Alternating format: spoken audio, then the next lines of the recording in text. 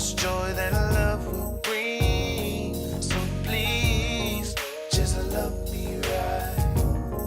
Just love me right. Just love me right. Baby, won't you love me right? Just love me right. Just love me right. Just love me right. If you really want me, show me that you want me, girl. You and you only can take me to another world. I want to know everything about you. You need to know that I would never hurt you. Please, just love me right. Just love me right. Just love me right. Baby, won't you love me right? Just love me right. Just love me right. Just love me right. Baby, won't you love me right? I need you to love me. I need you to hug me. I need you to hold me and control me. Good evening. Welcome to St. James Family Worship, the perfect place for people who aren't. This is day 44, uprooting the weeds of distraction. Luke 8:14 says, "The seed that fell among thorns stand for those who hear, but as they go their way, they're choked by life's worries, riches, and pleasures, and they do not mature." Good evening. Welcome to St. James Family Worship, the perfect place for people who aren't. This is day 44, uprooting the weeds of distraction. Luke 8:14 says, "The seed that fell among thorns stand for those who hear, but as they go their way, they're choked by life's worries, riches, and pleasures, and they do not mature."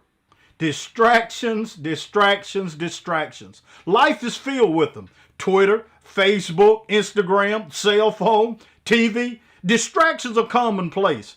Everywhere you turn, there are things lobbying for your attention, naturally and spiritually. Distractions are a key component in spiritual immaturity. You can't hear effectively from God when you're distracted by the cares of life. In our text, Jesus said, "The seeds that fell among thorns stand for those who hear the word, but as they go their way, they're choked by life's worries, riches, and pleasures, and they do not mature." Three common weeds of distraction that can choke God out of your life are worry, riches, and pleasures. The weed of worry. The word worry means to pull in different directions. When we begin to worry, the thing we're worried about is pulling us in a direction opposite of God. Why do I say that? Because to worry is to declare God is not sufficient. Jesus tells us not to worry. Nothing can be changed by worrying. Worrying also takes us into an opposite direction of maturity. We must stand in faith and believe if God takes care of the lilies of the field and the sparrows of the air, he'll take care of us. The weeds of riches. The weeds of riches can be a distraction if riches alone is your motive. Jesus said you can't serve God and money. When you make riches a God, it becomes a distraction.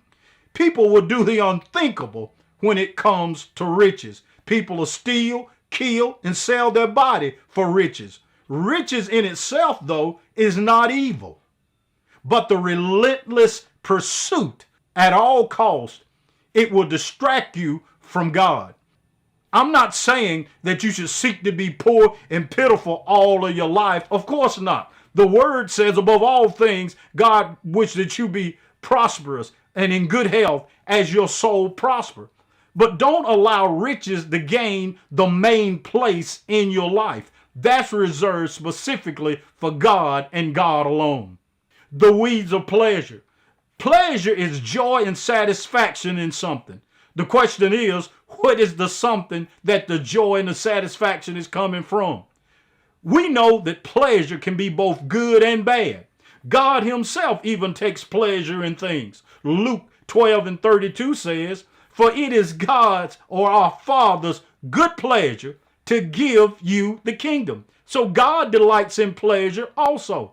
But the weeds of pleasure that distract us from maturing in God is the pleasures of the world. Solomon said in Proverbs 21:17, he who loves pleasures will become a poor man, and he who loves wine and oil will not be rich. Any pleasure rooted in sin leads into spiritual poverty and can do the same naturally if you indulge in it long enough. Uproot every distraction that can carry you away from God and seek to get closer to him. We all can be easily distracted and not even know it. There was a team of thieves, about 5 in the group, and one day they entered into a store. As the group of 2, they separated from each other. 3 of them started making a loud noise in the back of the store. And the other 2, while the clerk and the store workers and the customers were looking at the 3 that was keeping a commotion in the back, 2 of them were raiding the cash registers and taking the valuables out of the glass cabinets. And the 2 that was taking the money and the valuables left unexpectedly without anyone even noticing it. Hours later, the merchants realized that there was something wrong and valuables were missing, and they called for the cops, but it was too late. The distraction was the detriment of that company, and they ended up closing.